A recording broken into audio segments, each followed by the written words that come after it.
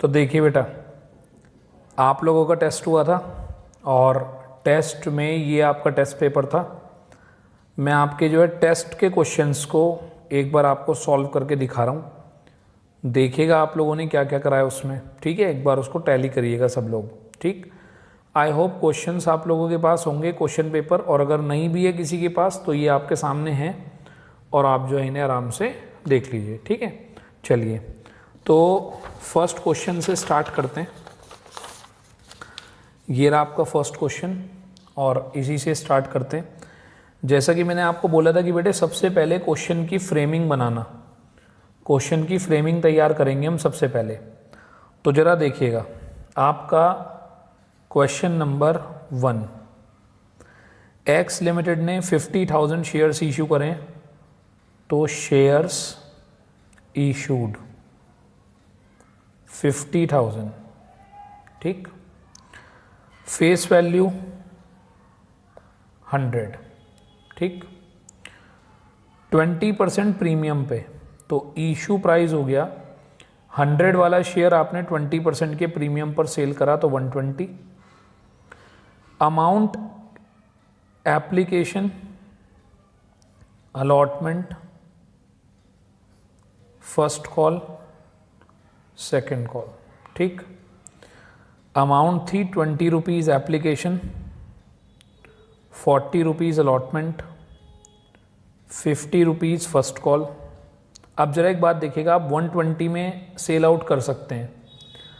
Issue price 120 है तो आपने 20 और 40 60, 60 और 50 110, 110 तो आपने लोगों से मांग लिए, तो सेकंड कॉल के लिए बचे कितने 10, करेक्ट। तो 10 रुपीज़ बचे केवल आपके किसके लिए, आपकी सेकंड कॉल के लिए। और 40 रुपीज़ को यहाँ पर आप ब्रेक कर लो। इसके अंदर 30 रुपीज़ शेयर के और 10 रुपये प्रीमियम के हैं, इसमें 40 रुपीज़ शेयर के और 10 रुपये प्रीमियम के हैं, ठीक।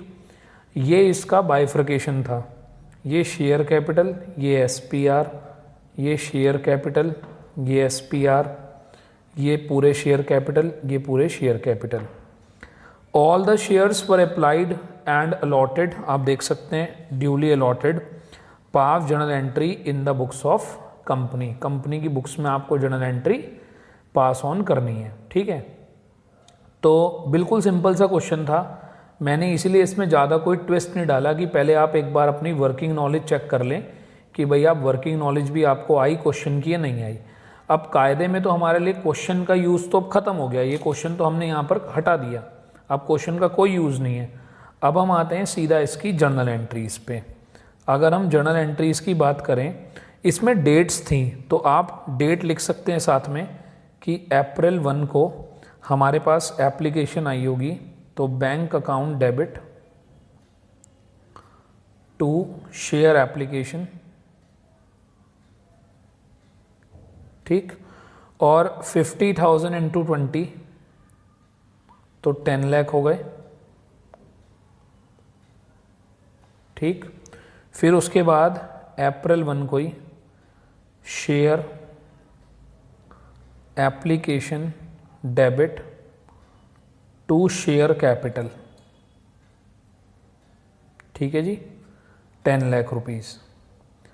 आपको याद होगा मैंने बोला था कि बेटे जिस एंट्री में एप्लीकेशन में तो पहले रिसीव होती है फिर ट्रांसफ़र होती है, अलॉटमेंट में पहले ड्यू होती है। अलॉटमेंट थी जून 1 की, जून 1 की अलॉटमेंट है।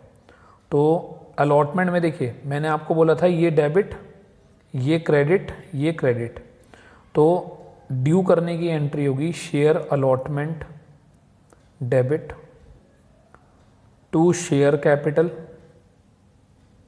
और टू एसपीआर। अलॉटमेंट पे 50 इंटू 40 20 लाख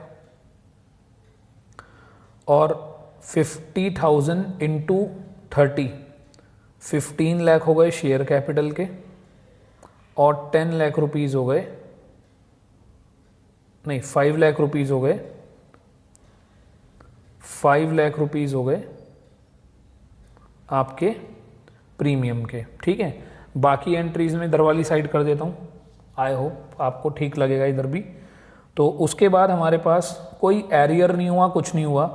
हमारे पास जून 1 कोई bank account debit to share allotment, हमारे पास अलॉटमेंट के पैसे आ गए पूरे 20 लाख रुपीस।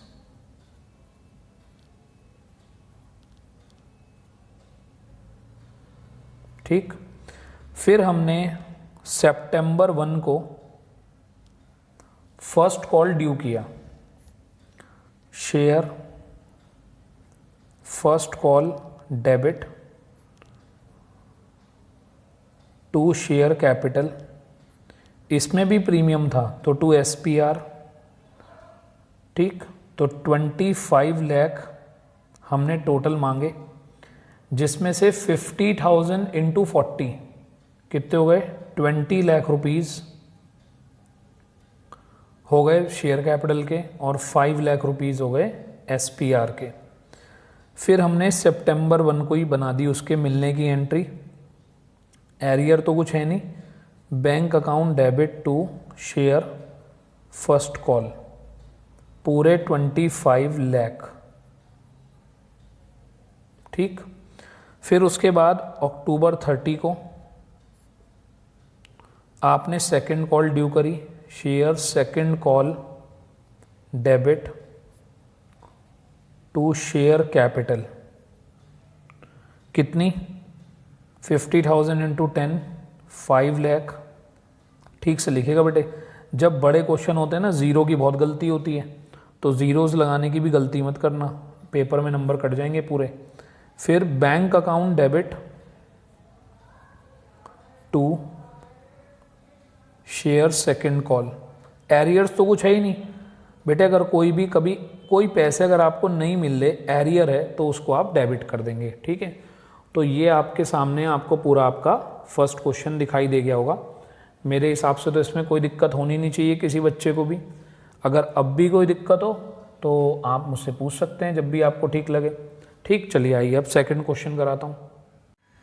चले बेटा, अब देखते हैं आपका क्वेश्चन नंबर सेकंड। ये रहा क्वेश्चन सेकंड, मैक्सवेल लिमिटेड। चलिए पहले इसकी फ्रेमिंग तैयार करते हैं। बेटे किसी भी क्वेश्चन में सबसे इम्पॉर्टेंट काम सबसे पहले होता है उसकी फ्रेमिंग तैयार करना, तो पहले उसकी फ्रेमिंग तैयार कर लेते हैं हम लोग। देखिए जी, क्वेश्चन भी आपकी स्क्रीन पे है और फ्रेमिंग भी मैं साथ साथ बनाता चल रहा हूँ। देखिए क्या कह रहा है, मैक्सवेल लिमिटेड की ऑथोराइज कैपिटल है 50 लाख रुपीज़। बेटे ऑथोराइज कैपिटल वो होती है जिससे कंपनी खुद का रजिस्ट्रेशन कराती है। ठीक, तो इसका हमारे क्वेश्चन में कोई यूज़ नहीं होता। Divided into equity share of 100 each, यहाँ तक की लाइन का हमारे लिए कोई मतलब नहीं था। कंपनी ने 20,000 शेयर इशू करें, तो मैंने यहाँ पर लिखा आपका ये है क्वेश्चन नंबर 2। ठीक, क्वेश्चन नंबर 2 में कंपनी ने इशू करें, इशूड शेयर्स हैं 20,000। ठीक, 20,000 शेयर्स कंपनी ने इशू करें। Amount was called as follows, और फेस वैल्यू 100। जब तक कुछ नहीं कहा हम मानेंगे कि 100 पर ही इशू करा है उसने। अमाउंट कैसे कैसे आई है, एप्लीकेशन, अलॉटमेंट, फर्स्ट कॉल। आगे बढ़ते हैं, 30 rupees on the application, allotment पर 40 rupees and balance on the first and final call. तो 40 और 30 कितने हो गए, 70। 70 और 30 बैलेंसिंग फिगर, ये हो गई हमारी फर्स्ट एंड फाइनल कॉल। ऐसा कोई ज़रूरी नहीं है कि अगर आप शेयर इशू कर रहे हो तो 2 कॉल होंगी या 3 कॉल होंगी, कुछ भी हो सकता है। आगे कहता है the all the amount were received accept, क्या छोड़कर, A shareholder to whom 500 share were allotted failed to pay allotment and calls। एक शेयर होल्डर था जिसके पास 500 शेयर्स हैं, फेल टू पे अलॉटमेंट एंड कॉल, अलॉटमेंट पे नहीं करा, कॉल पे नहीं करी।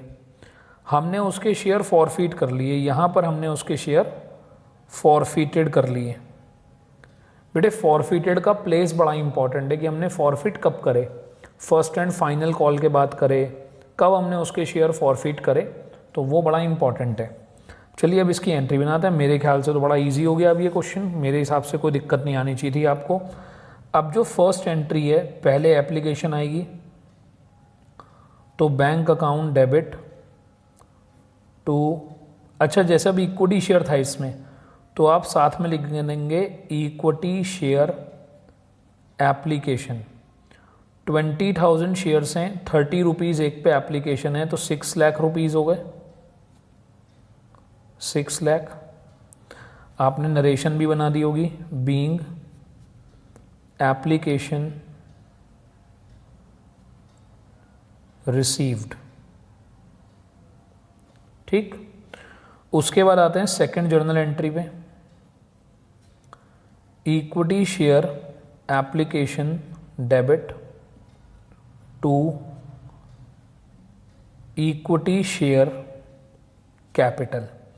मतलब कहने का ये है, अगर उसने इक्विटी वर्ड यूज़ कर रखा है तो आप भी इक्विटी वर्ड यूज़ कर लो, उसने अगर प्रेफरेंस वर्ड यूज़ करा होता तो आप भी प्रेफरेंस वर्ड यूज़ कर लेते। आपको मालूम है बहुत अच्छे तरीके से कि ये शेयर्स के टाइप होते हैं। फिर आपने अलॉटमेंट ड्यू करा, share allotment debit to share capital, कोई प्रीमियम नहीं है, कुछ नहीं है, बीइंग अलॉटमेंट ड्यू। ठीक, और अलॉटमेंट कितने से ड्यू हुआ, 20,000 इंटू 40, 8 लाख रुपीज़। फिर फोर्थ एंट्री में हमने अलॉटमेंट रिसीव कराया, बैंक अकाउंट डेबिट। अब बेटे जरा यहीं देखना, 500 शेयर पर 40 रुपीज़ मिल नहीं रहे हैं। क्रॉस का मतलब क्या है भाई, सीधी सीधी बात है कि एरियर हो रहा है, वो पैसे नहीं दे रहा, हमने उससे मांगे उन्हें दिए नहीं, हमने कुल मिलाकर लोगों से 8 लाख रुपए मांगे हैं, तो 8 लाख आने चाहिए थे, लेकिन 500 इंटू 40 यानी कि 20,000 रुपीज़ वो उसने मांगने पर भी हमें दिया नहीं। मांगने पर जो पैसे में नहीं मिलते उन्हीं को तो हम एरियर्स बोलते हैं, और कॉल्स इन एरियर्स हमेशा डेबिट होती हैं। तो calls in arrears debit to share allotment. 8 lakh rupees के शेयर थे, 20,000 रुपीज़ का एरियर्स हुआ, 7,80,000 रुपीज़ बैलेंसिंग फिगर आपके अकाउंट में आ गए। ठीक, उसके बाद फिफ्थ एंट्री पे आते हैं। आपने first and final call due की, share first and final call debit to share capital. कितने से ड्यू की, 20,000 इंटू 30, 6 लाख। अच्छा, हमें किसी से पैसे मांगते हुए थोड़ी पता होता है कि वो पैसे नहीं देगा हमारे। ठीक, हमें तो मालूम ही नहीं होता, हम तो सीधा उससे पैसे मांग लेते हैं बस। Being share first and final call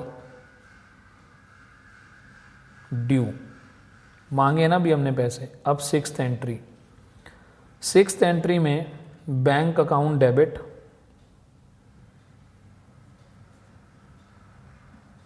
फिर से कुछ पैसे नहीं मिले हमें, calls in arrears debit to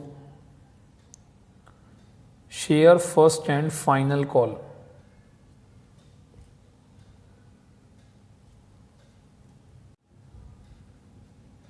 share first and final call. अच्छा जी, एरियर्स कितना हुआ, 500 शेयर्स पर 30 रुपीज़ के हिसाब से, दैट इज़ 15,000। ठीक, हमने फाइनल कॉल पे मांगे तो 6 लाख रुपीज़ हैं, लेकिन 6 लाख में से 15,000 का हो गया एरियर जो हमें मिला नहीं, और बाकी का 5,85,000 हमारे अकाउंट में आ जाएगा। ठीक है, तो यहाँ तक की कहानी हुई हमारी कॉल इन एरियर। जब एक शेयर होल्डर टाइम पर हमारी अमाउंट का पेमेंट नहीं करता तो हम उसके शेयर कर लेते हैं फॉरफिट। ठीक, फॉरफिट कर लेते हैं, कैंसिल कर देते हैं हम उसके शेयर। और मैंने आपको बोला था कि शेयर फॉरफीचर की सबसे पहले तो आपको जर्नल एंट्री याद करके रखनी है, वरना कोई फ़ायदा नहीं होगा। अब इसमें हम 7th एंट्री बनाएंगे। 7th एंट्री बनेगी, सबसे पहले एंट्री तैयार करके रखो, share capital account debit to share forfeiture to calls in arrears. ठीक है, अब अमाउंट फिल करने की बारी आती है। आपको याद होगा मैंने बोला था शेयर कैपिटल डेबिट के सामने लिखते हैं कॉल्ड अप वैल्यू। भाई इन 500 शेयर्स की बात हो रही है बस, अब किसी और की नहीं। 100 रुपीज़ का शेयर था, मैंने उससे कॉल तो सारे ही कर लिए ना। मैंने पहले उससे 30 मांगे, फिर मैंने उससे 40 मांगे, फिर मैंने उससे 30 मांगे, तो मैंने तो उससे पूरे 100 रुपीज़ मांग लिए। तो 500 शेयर पर 100 रुपीज़ मांगने का मतलब 50,000 रुपीज़ मैंने उससे पूरे मांग लिए। 500 इंटू 100, पूरे पैसे मैं उससे मांग चुका, कोई पैसा नहीं छोड़ा मैंने। उसने दिए कितने, उसने 500 इंटू 30, 15,000 उसने मुझे दिए, और 20 और 15, 35,000 उसने मुझे नहीं दिए। तो मैंने उसके शेयर कर लिए फॉरफीट। तो बीइंग शेयर्स फॉरफीटेड, तो मैंने यहाँ पर क्या करा है, जो उसके शेयर्स थे मैंने उसे कैंसिल कर दिया। अब वो मेरा शेयर होल्डर नहीं रहा। तो ये आपके सामने आपका पूरा क्वेश्चन है, आप आराम से इसको टैली कर लीजिए। कहीं आपने कोई गड़बड़ करी हो, कुछ गलती आपकी हो, तो आप खुद देख लीजिए इसको। ठीक, मेरे ख्याल से मुश्किल एक बच्चे को इस क्वेश्चन को करने में 5 to 6 मिनट लगने चाहिए। कोई बहुत बड़ा काम थोड़ी है इसमें करने में। और अपने क्वेश्चन जो आपने टेस्ट में करे उन्हें मैच करते रहिए कि आपने क्या करा क्या नहीं करा। ठीक, गलती कम से कम करें आप। देखिए, ऐसा नहीं कि अगर ऑनलाइन क्लास है तो ऑनलाइन क्लास में हम यही एक्सक्यूज़ दिल में लेके बैठे नहीं कि जी ऑनलाइन क्लास है। ऐसा कुछ नहीं है। जो करने वाले हैं वो ऑनलाइन भी कर रहे हैं, जो नहीं करने वाले हैं वो फेस टू फेस में भी कुछ नहीं कर रहे। ठीक है, चलिए अब थर्ड क्वेश्चन कराता हूँ इसका। माउंटेन व्यू लिमिटेड वाला क्वेश्चन है। चलिए, तो ये हो गया होगा आई थिंक आपका। चलें जी बेटा, आए थर्ड क्वेश्चन पे। अब देखिएगा आप लोगों ने ऑनेस्टली कितना सही करा है कितना गलत। क्वेश्चन था Mountain View Limited issue 10,000 shares amounting to ₹10 each, payable ₹3 on application, 4 on allotment, 2 on first call, balance on the second call. Journal entry बनानी है केवल फॉर फीचर के लिए। इस बात को ध्यान रखिएगा कि केवल फॉर फीचर के लिए जर्नल एंट्री बनानी है। ठीक, चलिए, तो मैं आपको सबसे पहले तो इसकी भी फ्रेमिंग करके दिखा देता हूँ। फ्रेमिंग सबसे इंपॉर्टेंट चीज़ होती है। अगर आपको फ्रेमिंग कर रहे हैं आप ठीक से, तो आप आधा क्वेश्चन ठीक कर देंगे। अब हम आ रहे हैं क्वेश्चन नंबर 3 पे। देखिए जी, क्वेश्चन नंबर 3। क्वेश्चन नंबर 3 में सबसे पहली बात तो हमें पूरा क्वेश्चन तो करना नहीं। हमें तो पता है कि फेस वैल्यू है 10 rupees, application, allotment, first call, second call. ठीक, एप्लीकेशन पर है 3 रुपीज़, अलॉटमेंट पर है 4 रुपीज़, फर्स्ट कॉल पर है 2 रुपीज़। तो 4 और 3 9, 9 और 2 4 और 3 7 और 2 9 और 1 10 हो गए 10। अब जरा देखिएगा केस 1 क्या कहता है आपका। केस 1, सुधीर एक होल्डर है, उसके पास 100 शेयर हैं, fail to pay both the calls, fail to pay both the calls, और यहां पर हमने उसके शेयर फॉरफिट कर लिए। केस 2, केस 2 में मलिक है, मलिक के पास 500 शेयर हैं, फेल टू पे allotment and first call, allotment and first call, हिफ share were forfeited after the first call, तो मैंने उसके शेयर यहीं पर फॉरफिट कर लिए। तीसरा केस आता है केस 3। केस 3, केस 3 में माधव के पास है 300 शेयर, वो एप्लीकेशन तो सभी दे देते हैं, फेल टू पे अलॉटमेंट, उसके शेयर मैंने इमीडिएटली फॉरफिट कर दिए। ये जो डाउन वाला एरो होता है ये मैं फॉरफिट के लिए यूज़ करता हूँ, और जो मैं आपके सामने बना रहा हूँ ना तो ये आपको किसी बुक में मिलेगा ना किसी कॉपी में मिलेगा, कहीं नहीं मिलेगा, ये आपके मेरे बीच की बात है। अब हम बनाते हैं केस 1, केस 1 की जर्नल एंट्री। एंट्री देखो प्रीमियम तो है नहीं इसमें, तो share capital account debit, share capital account debit 2, share forfeiture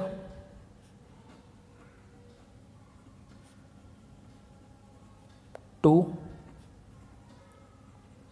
calls in arrears being shares forfeited. अगर आप लोगों को मेरी फॉरफीचर की लिखवाई हुई एंट्री याद हो तो शेयर कैपिटल अकाउंट डेबिट, इसके सामने मैं हमेशा लिखवाता हूँ कॉल्ड अप वैल्यू, जितने पैसे हमने उससे मांग लिए। तो केस 1 में हमने उससे सारे ही पैसे मांग लिए, तो पूरे के पूरे 10 रुपीज़ मांग लिए मैंने उससे 100 शेयर्स पर, तो पूरे 1000 में उससे मांग चुका। कितने पैसे वो दे चुका, 3 और 4 7, साफ साफ दिखाई दे रहा है 7 रुपीज़ वो मुझे दे चुका, दैट इज़ 700। कितने पैसे उसने मुझे नहीं दिए, 2 और 1 3, 3 इंटू 100 300, ख़त्म बात। तब तो फिर मैं तो ये मानकर चलता हूँ कि अगर सपोज करिए इस क्वेश्चन में प्रीमियम होता तो एक बार को दिक्कत हो सकती थी, यहाँ तो प्रीमियम भी नहीं है। अब आते हैं केस 2 पे। Entry will be same,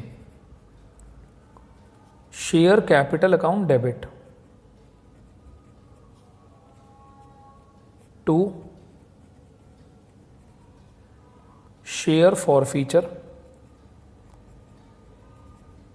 2, calls in arrears. अब सेकंड केस में ध्यान से देखिएगा, मैंने उससे एप्लीकेशन मांगी, दे दी, अलॉटमेंट मांगी, दे दी, नहीं दी, फर्स्ट कॉल मांगी, नहीं दी, मैंने यहीं उसके शेयर छीन लिए। तो आप देखो ना, मैंने उससे कॉल्ड कितना करा, 3 ये कॉल करा, call and paid, call not paid, call not paid, correct, मांगा दिया नहीं, मांगा दिया नहीं, ये तो मैंने मांगे ही नहीं 1 रुपये उससे। तो मैंने यानी कि उससे केवल कितने रुपए मांगे, 9 रुपये, 3 और 4 7 और 2 9, कितने शेयर्स पे, 500 शेयर्स पे, 500 शेयर्स पे मैंने उससे केवल 9 रुपीज़ कॉल करें, 4500 हो गए। कितने दे दिए उसने मुझे, 500 इंटू 3 रुपीज़ 500 शेयर्स पर उसने मुझे 1500 रुपीज़ दे दिए। उसके बाद कॉल इन एरियर कितना, 4 यहाँ नहीं दिया, 2 यहाँ नहीं दिया, तो 6 रुपीज़ नहीं दिए 500 शेयर्स पर, तो 3000 आ गया। Narration same, being shares forfeited. ठीक, केस थर्ड पे आते हैं। Entry will be same, share capital account debit 2, share forfeiture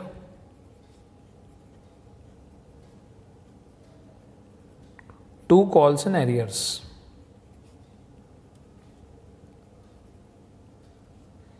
ठीक, तो शेयर कैपिटल पर अब जरा इस केस में देखते हैं। केस थर्ड में मैंने उससे एप्लीकेशन कॉल किया, उसने दे दिया, अलॉटमेंट कॉल किया, कॉल मतलब मांगना, बुलाना, नहीं दिया, मैंने यहीं उसके मतलब मैंने ज़्यादा वेट ही नहीं करा। तो इसका मतलब मैंने उससे 3 और 4 7, मैंने केवल उससे 7 रुपये मांगे 300 शेयर पर, यानी कि कुल मिला के 2100 मांगे, जिसमें से उसने 3 रुपये दे दिए मुझे 300 शेयर पर, यानी कि 900, और 4 रुपये 300 शेयर पर, यानी कि 1200 उसने मुझे नहीं दिए। Narration same, being shares forfeited. ठीक, बिल्कुल सिंपल। ये आपके टेस्ट के क्वेश्चंस थे, ये आपने कर लिए होंगे, आप मैच भी करेंगे ईमानदारी से। ठीक, तो आप बिल्कुल ध्यान से इनको कर लीजिए। आई होप यहाँ तक की बात आपको क्लियर होगी। चलिए मिलेंगे नेक्स्ट क्लास में। ये टेस्ट के क्वेश्चन आपके हो गए, बीच बीच में आपको ऐसी और भी क्लासेस मिलती रहेंगी, क्योंकि भैया काम तो आपका है टैली करने का। अगर ऑफलाइन क्लासेस होती तो मैं बैठ के आपकी टेस्ट कॉपी चेक कर रहा होता, लेकिन फ़िलहाल, और ये मेरे हिसाब से तो बहुत बढ़िया चीज़ है, जिसमें कि आप जब मर्जी आपको लगे कि भाई मुझे दोबारा से टेस्ट पेपर चेक करना है, आप दोबारा से टेस्ट पेपर चेक कर लो। ये लो, मैंने आपके सामने दोबारा से क्वेश्चंस भी रख दिए, आप इनका स्क्रीनशॉट ले लो, जो आपको अच्छा लगे आप वो करो। सब कुछ हो सकता है, करना तो अल्टीमेटली आपको ही है, मैंने तो करना नहीं। चलिए मिलते हैं नेक्स्ट क्लास में। Thank you, have a nice day.